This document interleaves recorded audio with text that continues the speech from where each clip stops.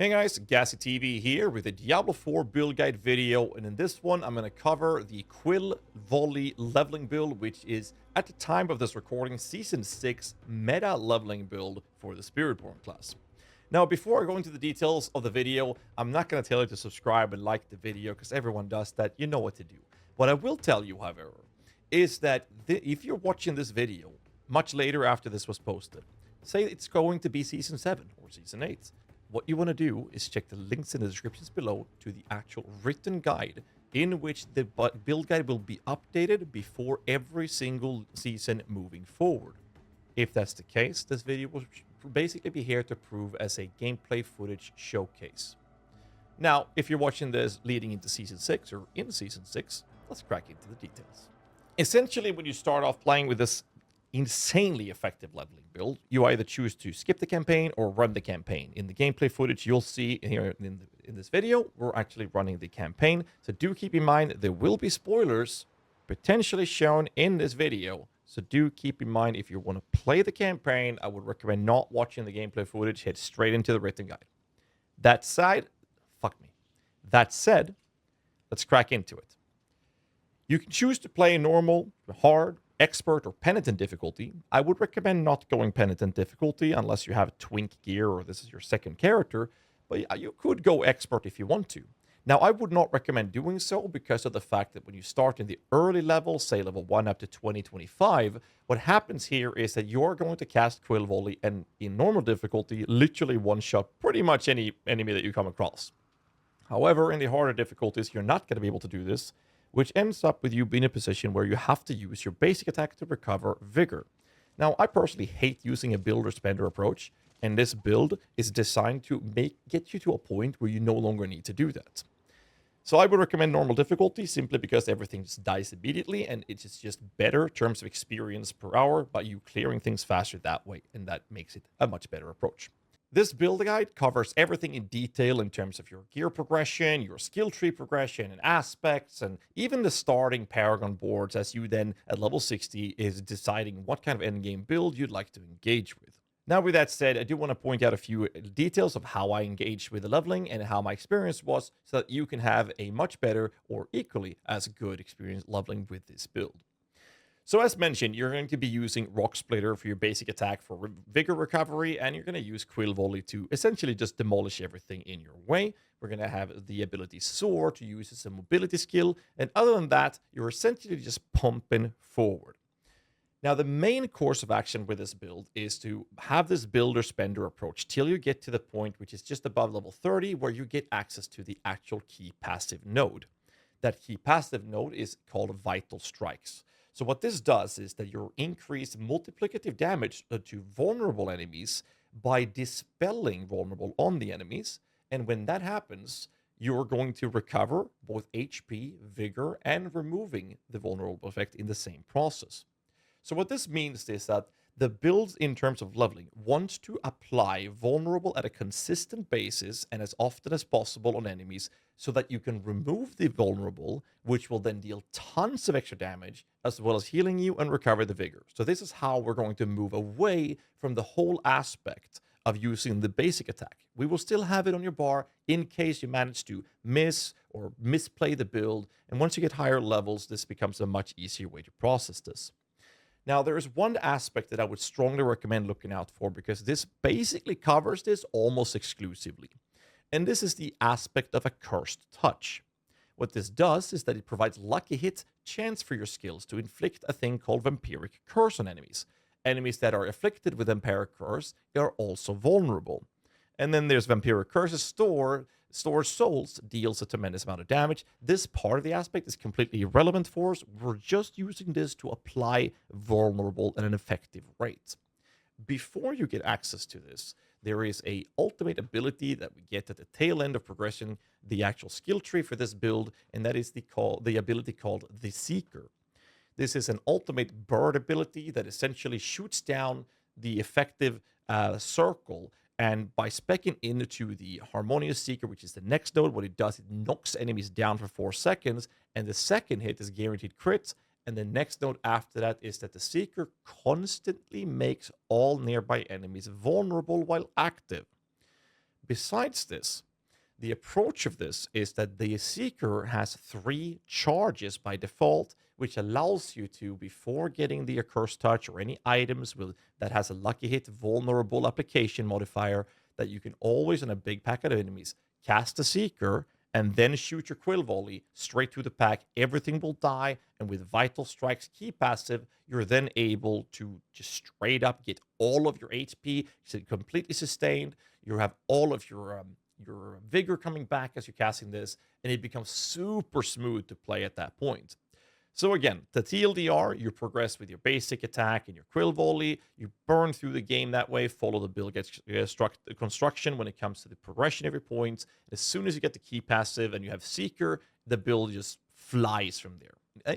Sooner if you have access to the Cursed Touch.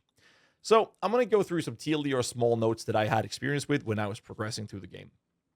When you start off, essentially, you want to pick up literally any legendary item or any rare item to just replace whatever gear you have. You don't have to think about the actual modifiers from the gear. What I would do, however, is items such as your boots, I would prioritize movement speed. Even if the next item that you would pick up might have a higher item power, I would just straight up pick up the actual movement speed boots just to get it a little smoother when you're playing. And besides that, your weapon choice should always have whatever item that has the highest damage output, and that's about it. Quill Volley itself, when you spec into the past nodes behind it, Enhanced Quill Volley and Advantages Quill Volley, makes it so that it shoots additional feathers. And we have a term for this in Path of Exile, which is called shotgunning. So what this does is that you're shooting a multitude of projectiles, but every single projectile counts as an individual unique hit on the target. This means that for optimal single target damage output, you want to position yourself basically inside the boss and then shoot, or elite, and they will just melt. Just take a look at this footage. Again, this is a spoiler from the campaign. This is the last boss fight in the campaign. If you don't want to get spoiled, please skip now or pause and skip. I'm going to give you 2 seconds to do that. In the footage, we're literally fighting the Mephisto dog version. And the purpose of this fight is that you're supposed to pick up the Accurate's buff. As you can see, there's a little bubble in the middle of this boss room. And I decided to, I'm going to be honest, I did so much damage, I completely forgot to pick it up. I just completely forgot it, went up to the boss, and, well, I think it was 3-shotting it, just completely melted the guy. And it was absolutely brutal. And basically, the build I was running here is this build, and I had the Accursed Touch aspect. You just pop the Seeker on him, just spam your Quill Volley, and he just melts. It was absolutely brutal. One of the coolest experiences I had when I was leveling this build up. And I hope you will enjoy it too. When it comes to the Spirit Hall choices, we're going to run Gorilla as your primary spirit. And the reason for this is not about the thorns. It's mainly because we're going to get a barrier base of our life every time we use any of our abilities, since all of our skills becomes Gorilla skills by having our primary Spirit Hall be in the Gorilla. This allows us to have a very high sustained defensive layer by default when we're playing. It makes the build super, super safe to level with. The secondary Spirit Hall will be the Jaguar for the ferocity, as we are now going to generate these stacks to increase attack speed. It helps tremendously for this build when it comes to quality of life, but also kill speed and general DPS output. Mercenaries is a little specific. When you're leveling, you can do literally whatever you want. My recommendation is actually to do the entire quest chain, to open up the mercenaries. The guide covers this in detail, but use the guy called Subo. The reason for this is because when he's with you, he will mark on the map where enemies are, on the minimap with a colored code, and there will also be a little icon when you encounter ore veins or herbs, because you want to upgrade that potion whenever you can, and sometimes you're going to run out of herbs. But if you have Subo, you can deliberately see where these are and make sure you pick them up so you don't miss them. When it comes to the reinforcement, I would use Rahir to have him basically use the skill Provoke to taunt the enemies when you get injured, which literally actually never happened when I leveled, but that is the choices I would run. Again, I'm not going to go through more of the details of this build. They're all covered in the actual written guide. And instead, what I will say is once you get to level, finishing the campaign actually, and you're getting closer to level 50, what I would recommend doing at this point is a couple of things. If you have not done the Renown in the Nahantu zone, I would recommend that you do that at that point. If you have done that, my recommendation after the campaign, or if you had skipped the campaign, you're level 50-ish, is actually to do the strongholds to finish off the rest of your level to hit level 60.